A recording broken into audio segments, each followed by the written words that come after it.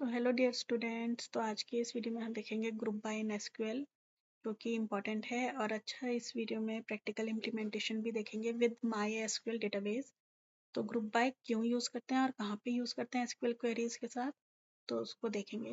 तो सबसे पहले देखते हैं ग्रुप बाय होता क्या है। Group by statement in SQL use to organise identical data into groups. ठीक है, आपके टेबल में देखो आइडेंटिकल डेटा होता है, हो सकता है, होता ही है। ठीक है, तो जैसे टेबल है, आपके टेबल में किसी कॉलम में ऐसा डेटा होगा जो आइडेंटिकल होगा। एक कॉलम में हो सकता है एक से ज़्यादा, या पूरे टेबल में ऐसा हो सकता है जो डेटा रिपीट हो रहा हो।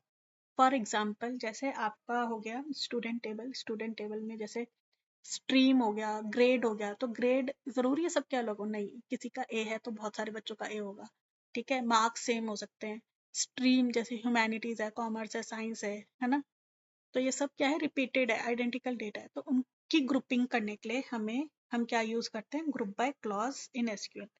तो ये क्या है, अरेंजिंग आइडेंटिकल डेटा इन अ टेबल इनटू ग्रुप्स। ठीक है, तो सबसे ज्यादा देखो किसके साथ यूज होता है, it is used with SQL aggregate functions. Aggregate functions हमें पता ही है, काउंट, सम, मिन, मैक्स, एवीजी। ठीक है, टू समराइज द वैल्यूज। देखो ग्रुप बाय भी क्या है, समराइज है। और ये जो एग्रीगेट फंक्शंस हैं ये भी क्या है, समराइज्ड। तो इनके साथ यूज होता है। नेक्स्ट पॉइंट क्या है, सेलेक्ट स्टेटमेंट के साथ ही यूज होता है। ठीक है, ये ध्यान रखना है। इंसर्ट, डिलीट, अपडेट वगैरह के साथ आप नहीं यूज कर सकते, आपको केवल और केवल सेलेक्ट स्टेटमेंट के साथ ही यूज करना है। ऑर्डर बाय क्लॉज हम यूज करते हैं, लेकिन कब यूज कर सकते हैं ऑर्डर बाय? ऑर्डर बाय से क्या होता है, देखो सॉर्टिंग होती है, डेटा की सॉर्टिंग होती है। रिजल्ट सेट जो आता है आपका, आउटपुट जो आता है क्वेरी से, उसकी सॉर्टिंग होती है ऑर्डर बाय क्लॉज से। लेकिन आप उसको अगर यूज करना है आपको ऑर्डर बाय, तो आपको ग्रुप बाय क्लॉज के बाद ही लगाना पड़ेगा। तो देखो जैसे मैंने ये माई एसक्यूएल डेटाबेस खोल लिया है, तो सबसे पहले देखो क्या है, मैं दिखा देती हूँ कौन सा टेबल हम यूज कर रहे हैं। स्टूडेंट टेबल, तो इसमें डेटा है ये जो ये लिस्टेड है, roll number, name, gender, marks, date of birth, stream. ठीक है, उसमें डेटा ये है। अच्छा, आइडेंटिकल डेटा मैं कैसे बता रही थी, जैसे जेंडर है तो मेल है, ये भी मेल है, ये फीमेल है, तो देखो डेटा क्या है, आइडेंटिकल है। स्ट्रीम हो गया, जैसे कि मैंने आपको बताया था, ह्यूमैनिटीज, साइंस, कॉमर्स वगैरह, ये सब स्ट्रीम हो गया। देखो इसमें इस टेबल में ग्रेड नहीं है, लेकिन ग्रेड भी हो सकता है, सिटी भी हो सकता है, आपका एड्रेस हो सकता है। तो ये जो क्या है, ये रिपीट हो सकता है, आइडेंटिकल डेटा। ठीक है, तो अब देखो क्वेरीज कैसी आती है, कैसे फायर करनी है इसमें। तो मैं चाहती हूँ कि मेरे पास स्ट्रीम आ जाए। ठीक है, एक मिनट, पहले क्वेरी लिखती हूँ, फिर मैं आपको बताती हूँ क्वेरी क्या कर रही है।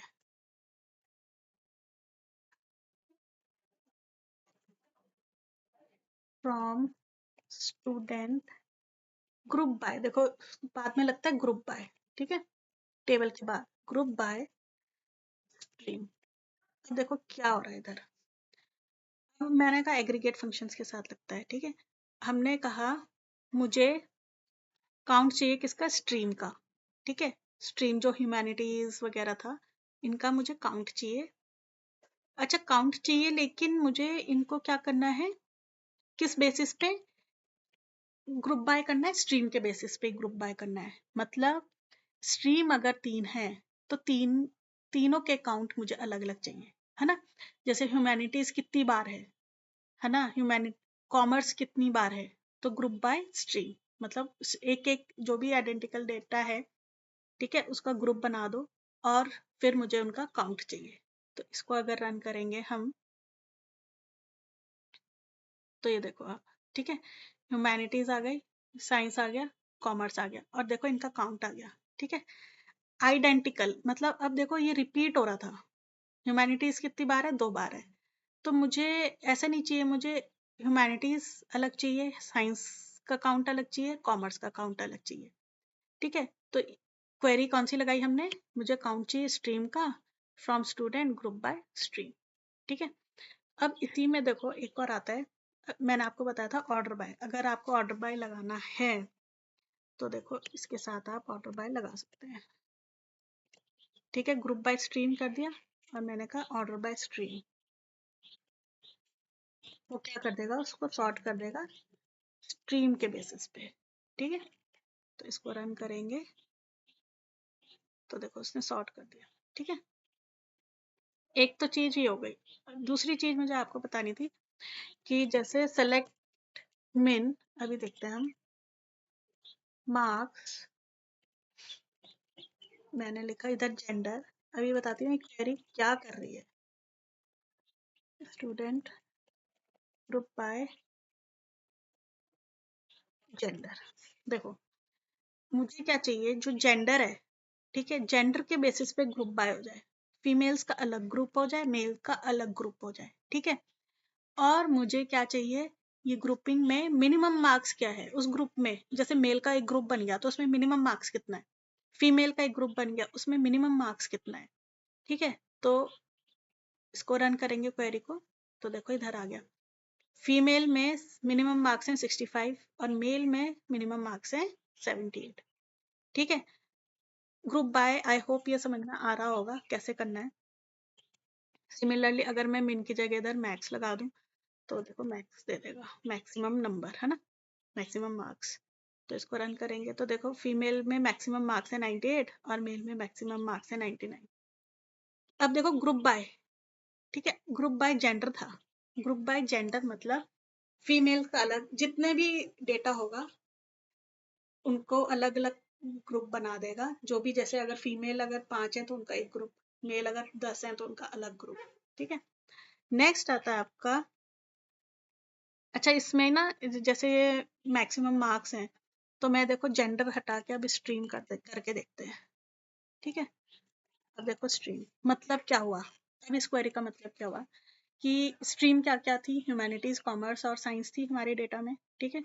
तो ह्यूमैनिटीज में मैक्सिमम मार्क्स किसके हैं, कॉमर्स में मैक्सिमम मार्क्स किसके हैं, और साइंस में मैक्सिमम मार्क्स किसके हैं। तो देखते हैं, इसको रन करते हैं तो ये देखो आ गया डेटा, ह्यूमैनिटीज में मैक्सिमम मार्क्स 99 है, साइंस में 78 है और कॉमर्स में 65 है, ठीक है। आपने ग्रुप बाय कर दिया स्ट्रीम के बेसिस पे, कितनी भी स्ट्रीम्स हो उनको, जैसे एक और स्ट्रीम होती तो एक और आ जाता है ना, जैसे एक और आपने स्ट्रीम डाल दी तो एक और आ जाता और उसके मार्क्स आ जाते हैं मैक्सिमम वाले, ठीक है। नेक्स्ट है ऐसी, अब देखो एक और चीज बतानी है इधर कि स्ट्रीम के बेसिस पे सम करके देखते हैं, सम। अब ये क्या कर रहा है, देखो मुझे क्या चाहिए, ग्रुप बाय स्ट्रीम तो करे, स्ट्रीम के बेसिस पे ग्रुप बाय कर दे भाई, एक ह्यूमैनिटीज का ग्रुप बन गया, एक साइंस का ग्रुप बन गया, एक कॉमर्स का ग्रुप बन गया। ह्यूमैनिटीज में सबके टोटल मार्क्स कितने हैं, क्योंकि मैंने इधर सम फंक्शन लगा दिया, आप देख सकते हैं, ठीक है। और कॉमर्स में सबके मार्क्स का सम क्या है, साइंस में सबके मार्क्स का सम क्या है। तो इसको रन करके देखेंगे तो आप ये देखो ये आ गया आपका, ठीक है। नेक्स्ट है आपका, अच्छा सम भी बता दिया मैंने। अब इसमें ना आप एवरेज भी निकाल सकते हैं, ठीक है। एवरेज देखो AVG, एवरेज क्या करता है, एवरेज कैलकुलेट कर देता है। तो इसको रन करेंगे तो देखो ह्यूमैनिटीज में एवरेज मार्क्स इतने हैं, साइंस में इतने हैं, कॉमर्स में इतने हैं। तो this is how your group by clause works. I hope ये आपको समझ में आ गया होगा ग्रुप बाय क्या करना है। देखो ग्रुप बाय तभी होगा जब आपका डेटा, जैसे भाई अगर जैसे ये टेबल है, ठीक है, इसमें कोई ना कोई ऐसा डेटा होगा जो रिपीट हो रहा होगा, जैसे ये है ग्रेडिंग सिस्टम हो गया, मैंने आपको जैसे बताया, स्ट्रीम हो गया, जेंडर हो गया। तो उस बेसिस पे आपको एग्रीगेट, अब देखो एग्रीगेट फंक्शन के साथ लग रहा है तो एग्रीगेट मतलब समराइज डेटा, तो ये समरी निकाल के दे देता है, जैसे कि इसने ये इधर दे दिया, समरी निकाल के दे रहा है, ठीक है। तो thank you for watching the video.